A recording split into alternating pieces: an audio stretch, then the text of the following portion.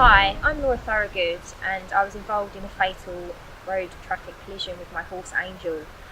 Unfortunately, Angel lost her life at the scene, and from this we created Canewdon Equestrians, which is Angel's legacy.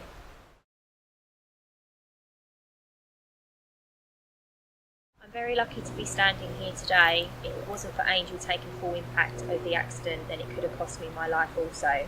I like to think Angel was my guardian angel that day and took her life for me. If only a little more care had been taken on that bend on the day, then this accident could have been prevented.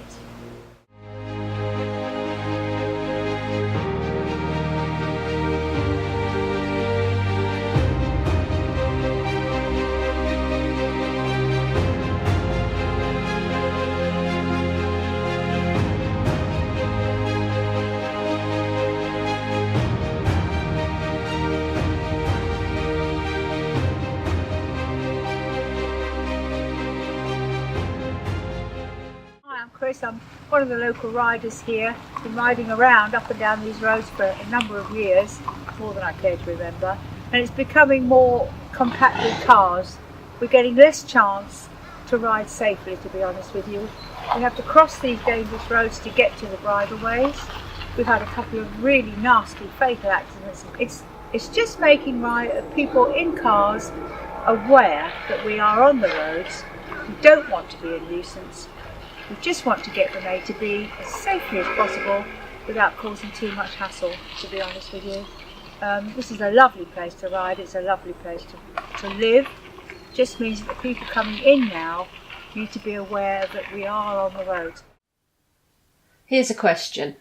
Is it time for horse riders to come off the roads? Are the roads too busy now? This is our answer.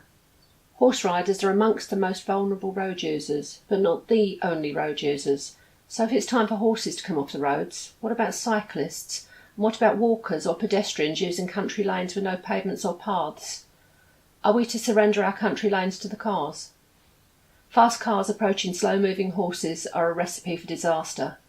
So please pass wide and slow, only when safe to do so. Saturday when we were coming home in a car and somebody behind us was as close as we're standing here, and as we turned into Hudson Lane, he then decided he wanted to overtake. He could not see what was coming around that bend.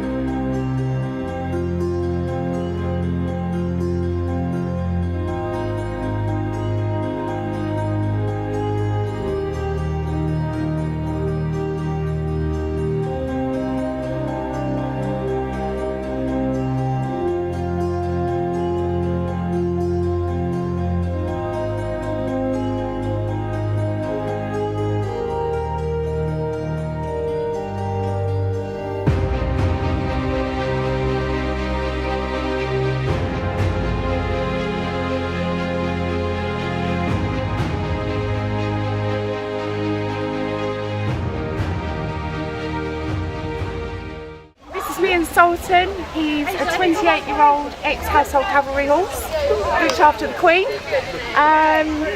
We are riding out today to ensure that everybody is aware of how to pass horses wide and slow, and at 15 miles an hour preferably, and create safer roads for all of us horse riders.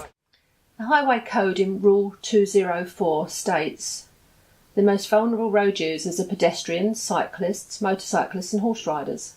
It's particularly important to be aware of children, older and disabled people, and learner and inexperienced drivers and riders. The Highway Code in Rule 215 states, be particularly careful of horse riders and horse-drawn vehicles, especially when overtaking. Always pass wide and slowly. Horse riders are often children, so take extra care, and remember riders may ride in double file when escorting a young or inexperienced horse or rider. Look out for horse riders and horse drivers' signals, and heed a request to slow down or stop. Take great care and treat all horses as a potential hazard. They can be unpredictable, despite the efforts of their rider or driver. And this is all a driver needs to do, follow this rule. The Highway Code provides advice on the safest way of using a road. Although many of the roads are legal obligations, some are not. Be aware if you're a driver that fails to comply with the non-mandatory parts of the Highway Code. It can count against you in a court.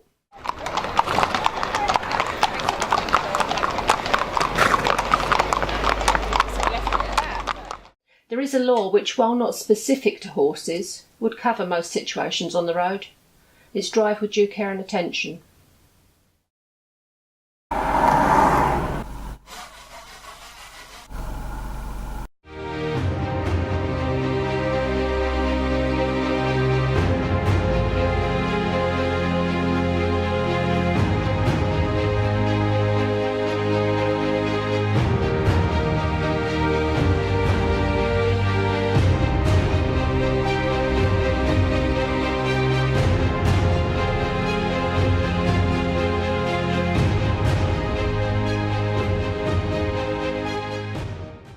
Bridleway entrance is located on a double-blind bend and is often overgrown, which hinders drivers' visibility.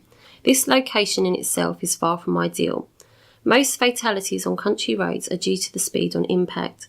Lark Hill and Canewdon and many roads across the country have been designated speed limits of 60 miles per hour and contain within them many blind bends.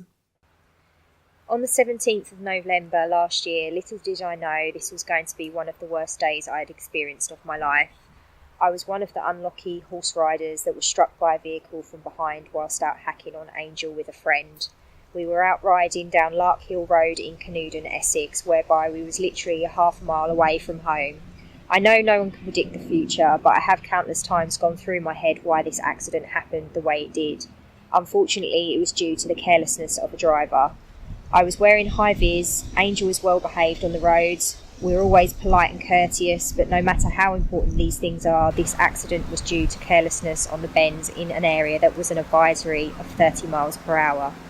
Clearly signposted with horses present on a recreational route, and this dismissal cost my horse's life. How do you guys feel about the common misconceptions all over sort of social media that's detrimental to the horse industry? Like, I don't know, why do horses should pay tax? But you know, we don't pay road tax for horses in the sense that they're not creating emissions like a car, and it's also, road tax was abolished a while ago. 1930s or something like that. Yeah, and we all contribute towards tax some way or another, regardless of whether it's a horse or a vehicle. Yeah, our own sort of personal taxes. Yeah, exactly. And of course there's if somebody hits my horse while they're on the road in a car, they think it's their word against mine, which they've been right, but because of the video footage, headcams, the police are taking that seriously and they're prosecuting them, which is brilliant.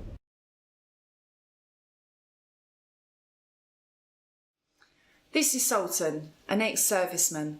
He has guarded Queen and Country. He now enjoys his retirement after 16 years of service, and we just do gentle hacking. Unfortunately, in order to access the bridleways, we do have to be on the road for short stretches. These roads are often a national speed limit, but we really don't have a choice in the matter. Most of us will try to be sensible about what time of day we head out, avoiding the rush hour, etc. Please, just take 1 minute to look at my horse. He is 28, an ex-serviceman, and if you see us on the road, please respect our space and slow down just for a couple of minutes to allow us the time we need to get off the road. I grew up on a council estate in a single parent family in Essex. Someone asked me one day if I'd like to go and ride a pony, and then I was hooked. I have to work very hard to pay for my horse, and I wouldn't change it for the world. I'm certainly not from a privileged background, and there's a huge misconception that you're a snob if you own or ride horses. In my case, it couldn't be further from that. Horses showed me that there is an alternative, and it gave me a focus and invaluable life skills just by being involved with them. In order to achieve safer roads, drivers also need to be set safe, realistic speed limits with signage that is clear, concise and non-contradictory. Could you live with yourself if something awful should happen because you didn't reduce your speed in these rural areas? Please consider for 1 minute the long-term impact of your choice to dismiss this information and guidance.